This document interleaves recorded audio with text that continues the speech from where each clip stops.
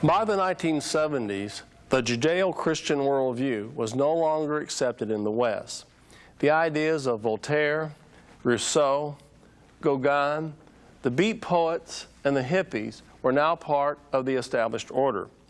The so-called Woodstock generation was now shaping Western culture.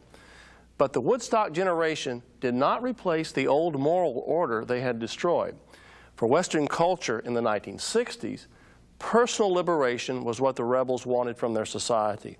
The most obvious way to shatter the bonds of the traditional society was through changing attitudes about sex and drugs. By the early 1970s, gay and lesbian sex was a political gesture as well as a sexual preference, challenging the established and historical ordering of human relations. Therefore, the sexual revolution was about more than sex. By the 1970s, it was about politics and power.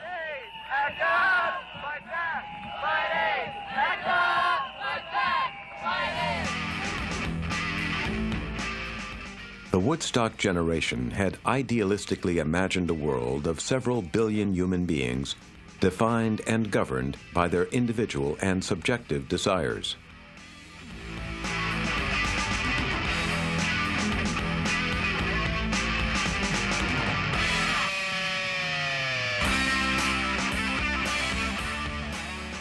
The restraints of the past would be abolished in favor of unrestrained freedom to do your own thing. No moral rules or taboos were needed. Freedom itself was all that counted. It soon became clear, however, that hedonism was not a sufficient basis on which to build one's life or adjust society. The Woodstock generation soon began to lose their ideals. Many would become the yuppies of the 70s and 80s.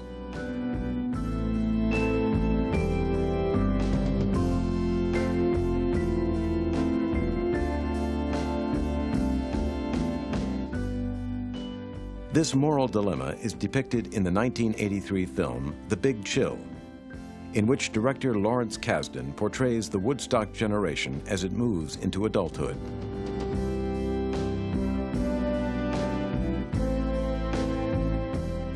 The Big Chill is about a reunion of friends, most of whom have abandoned their idealistic 1960s faith in social activism for the money, comfort, and success of the 1980s middle class.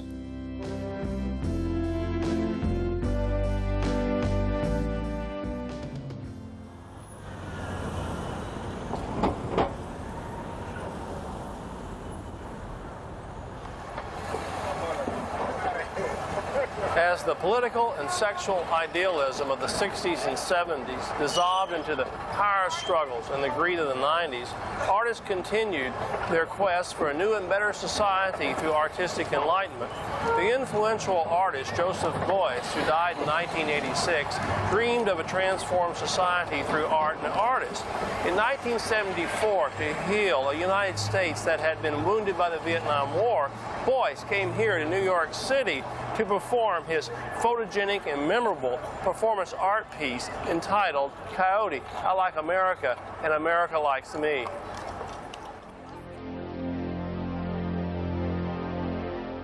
Coyote was a 5-day dialogue with a live coyote from the American wild. Beuys and the coyote lived together in one room of an art gallery and were surrounded by folded sheets of felt, a flashlight, a bed of hay, and 50 copies daily of the latest Wall Street Journal.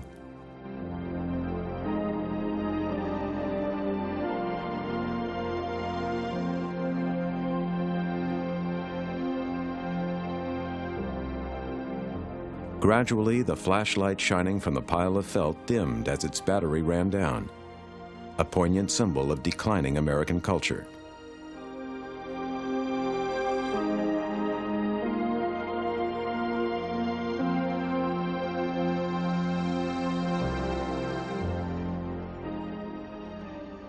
After the performance art of the 1970s, contemporary artists began to search for new subjects. Politics and eroticism became the favored subjects.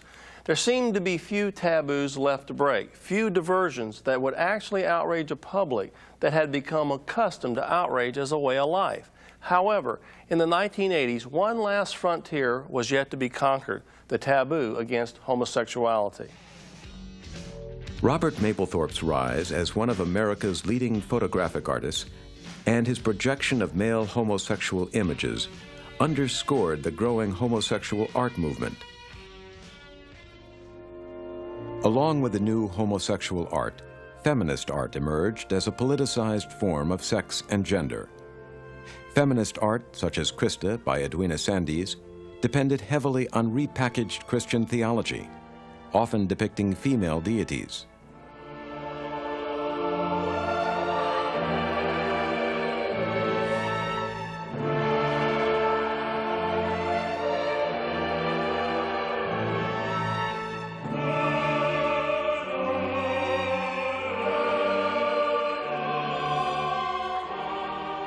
Judy Chicago's 1979 The Dinner Party recreates Christ's Last Supper as a triple Eucharist, with handmade place settings honoring 39 historically important women.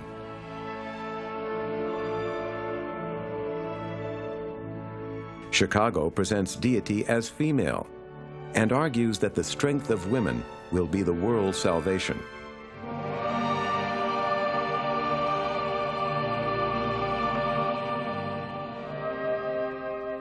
The few male artists who address religious subjects also contravene traditional religious themes.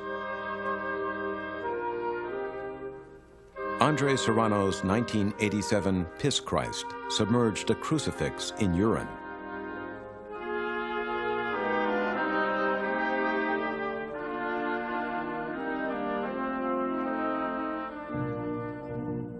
David Wonarowitz's 1979 work, Untitled, depicted Jesus Christ with a heroin needle in his arm.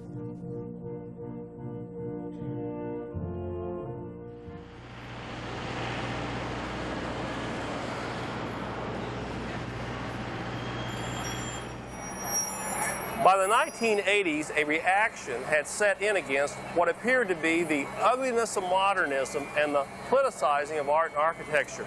As a result, architects began to incorporate more beauty, detail, and decoration in their work in imitating the earlier style of buildings such as the Empire State Building.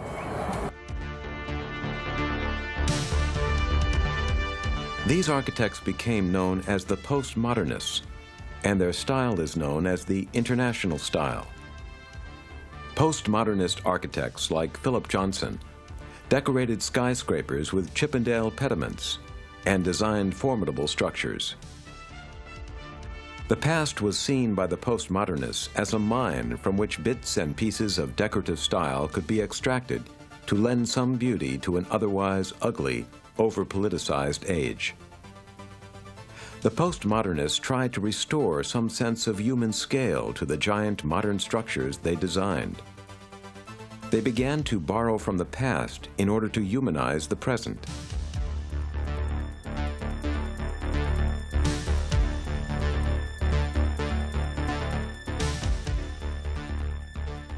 While modernism attempted to restructure a society plagued by war and loss of religious faith, postmodernism produced self-centered works.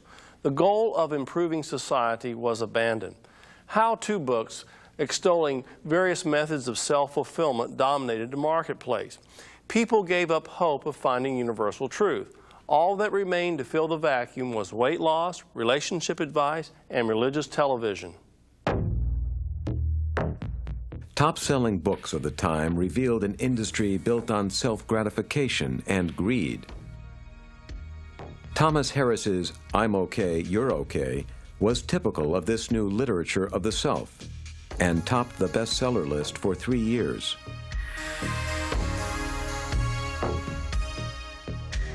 The inward-looking selfishness of the 1970s, 80s, and 90s was matched by an almost endemic sexual and mystical preoccupation.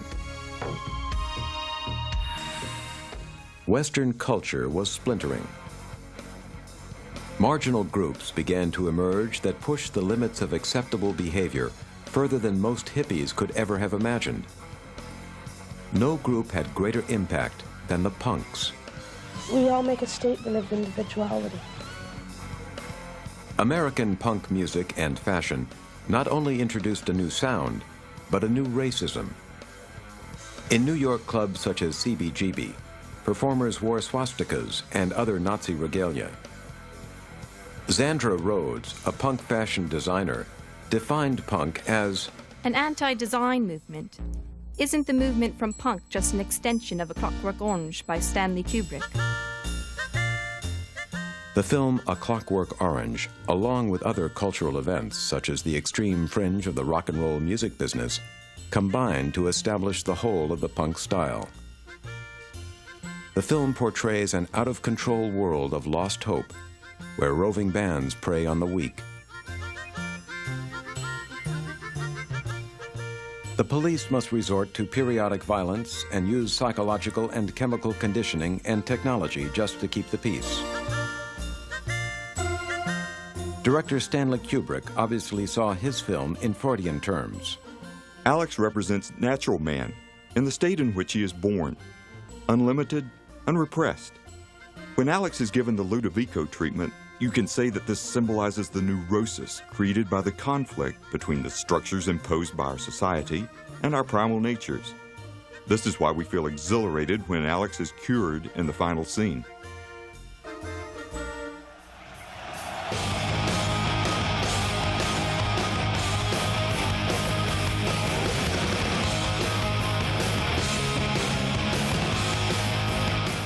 Although their recording career lasted less than 3 years, the punk rock group, the Sex Pistols, had a greater impact on British rock music than anyone since the Beatles. The Sex Pistols would later influence the entire rock music scene. The Sex Pistols stood for pure negativity toward the establishment. They challenged the established order with lyrics such as,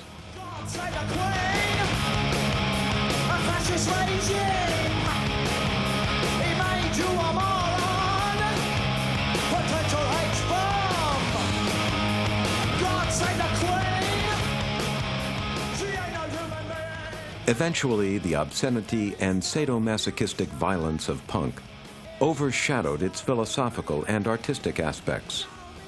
Its use of sex, especially to shock and create anarchy, even frightened many in the establishment.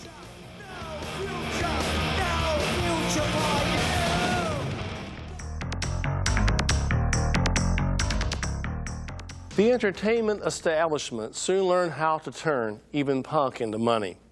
MTV, the music television network, has saturated an entire generation of young people with exhibitionism and surrealism and made a lot of money doing it.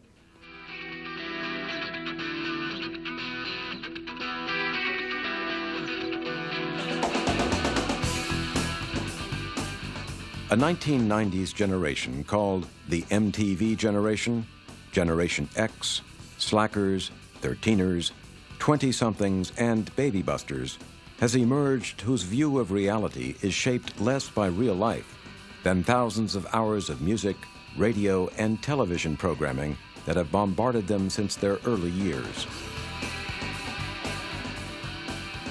The National Coalition on Television Violence found that 40% of the MTV videos contained acts of aggression, and 39% of these were sexual.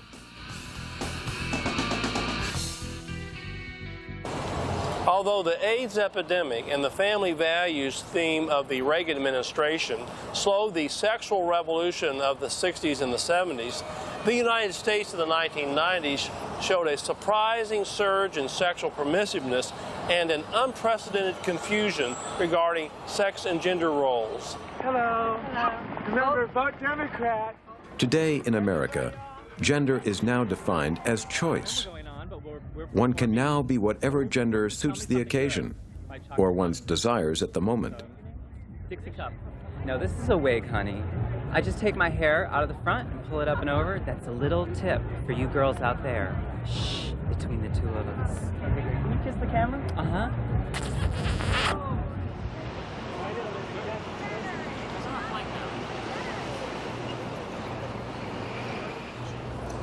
Every year in America, some 5,000 young adults aged between 15 and 24 kill themselves. 30% of these suicides are related to confusion about sexuality. 20th century America has been distinguished by the sexual revolution and transforming technologies such as the automobile, the airplane, the atomic bomb, television, and finally, the computer. Advances such as voice-activated programming, virtual reality,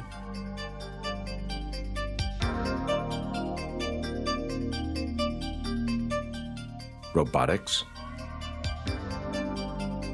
artificial intelligence, mechanical implants, and biotechnology blur the distinction between human and machine. What was once seen as science fiction fantasy by a few artists and writers has now become a reality.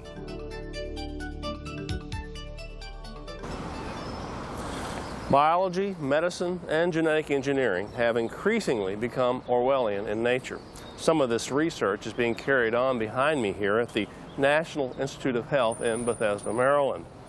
The controversy over abortion, fetal experimentation, euthanasia, and genetic experimentation illustrate that human life is being redefined in economic terms. These days, the value of human life is being calculated mainly in terms of economics and so-called liberty. We may well be faced with a duty to die when sick and old, and no longer economically viable. In third world countries, poor people are finding that their kidneys and eyes are their most valuable assets. Human bodies are just spare parts for each other. Legalized fetal experimentation seems to have opened the door to a world very much like the society portrayed in the novel Animal Farm. A world in which some people are a lot more equal than others. The need for viable organs has pushed doctors to redefine death itself.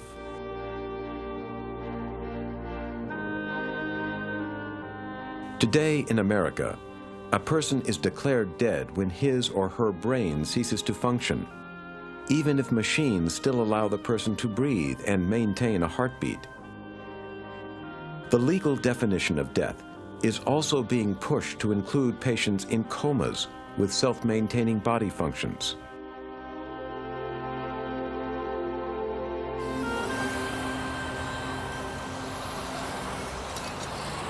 People have lost control over their lives as they've lost control over technology. Now people even feel that they've lost control over their own government. Government bureaucrats seem beyond the reach of the ballot box. An unstoppable, faceless machine seems to be running things behind closed doors. There's even an escalating mistrust of governmental power by the common people.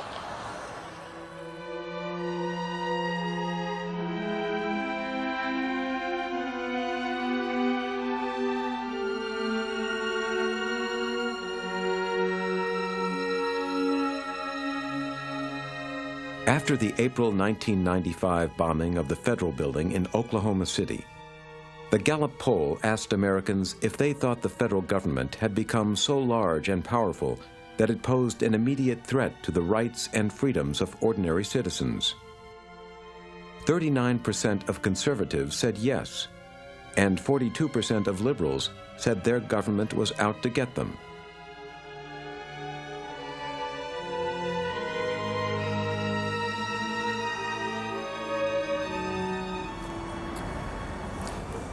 Paranoia is beginning to grip America and most Western cultures. Fear of the government, fear of viruses, AIDS, resistant strains of tuberculosis, fear of technology, fear of social engineering have all combined to sap confidence in the future.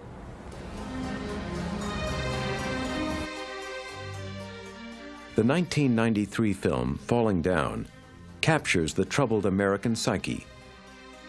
Michael Douglas stars as a defense worker. Normally a law-abiding white-collar citizen, Douglas's character snaps because of the social chaos around him, and he goes on a rampage. Eventually, he is killed. Just before dying, he asks incredulously, "Am I the bad guy?"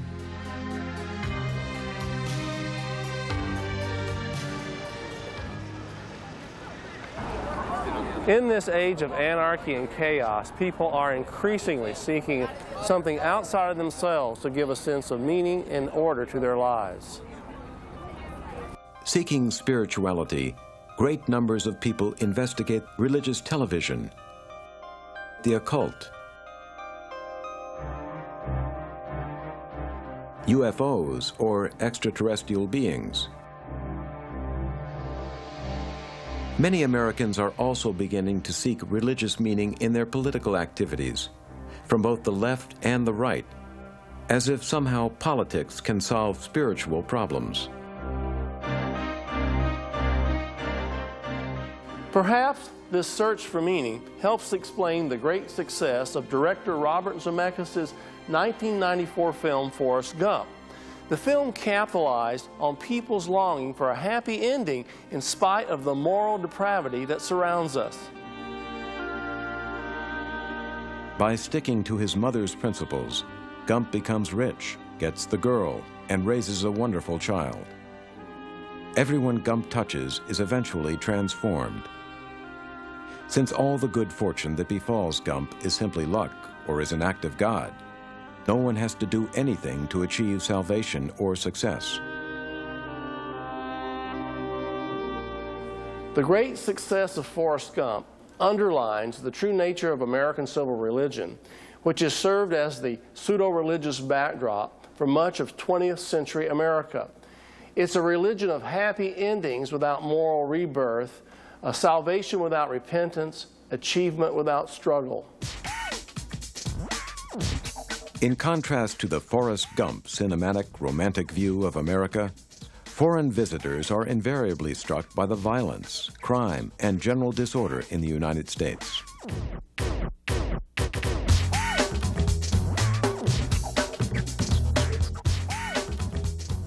They discover a universal concern with self, self-fulfillment, self-esteem. These are the slogans of a society incapable of generating a sense of civic obligation, let alone self-denial or moral self-discipline.